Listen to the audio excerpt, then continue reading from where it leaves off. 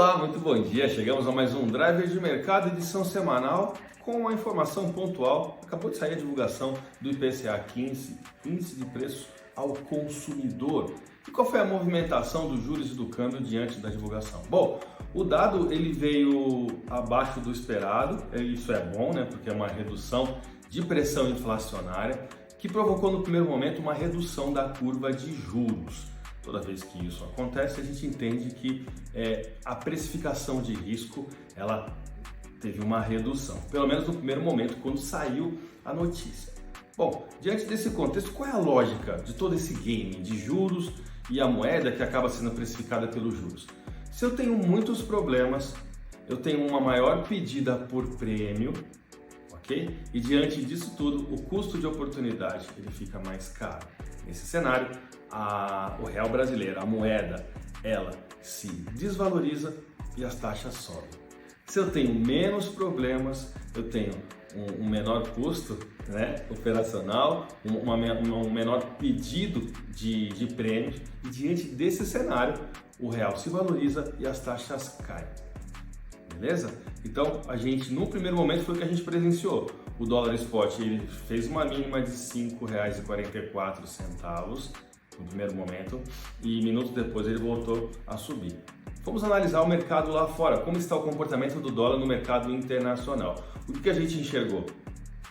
As commodities estão subindo e isso é muito positivo.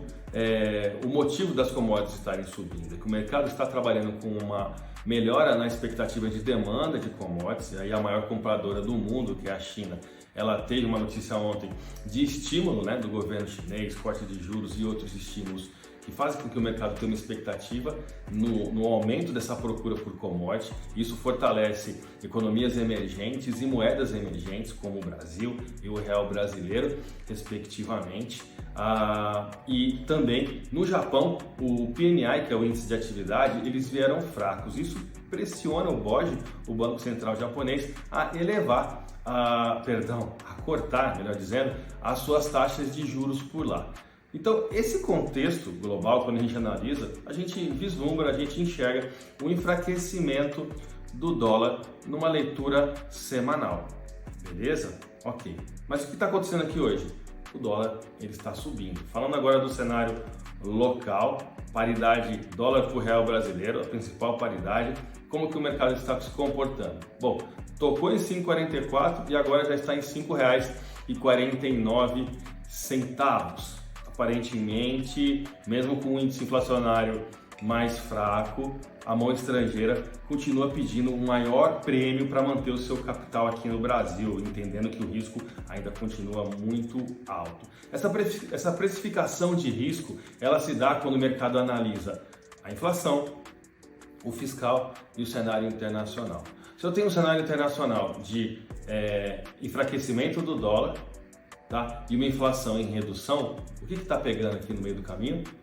O fiscal. Então o fiscal ainda é algo indigesto para o mercado, que aguarda um melhor posicionamento do governo. Aumenta o risco, as taxas elas sobem. Diante de todo esse contexto, falando agora do cenário local para o nosso câmbio brasileiro, nós estamos encaixotados, tá? Entre a resistência de R$ 5,53, e aí é um ponto de venda, ou seja, o mercado teve mínima de 5,44, está em 5,49, e ainda que ele suba até R$ 5,53, essa taxa spot é um preço, um ponto de disputa entre compradores e vendedores que pressiona, que favorece a venda.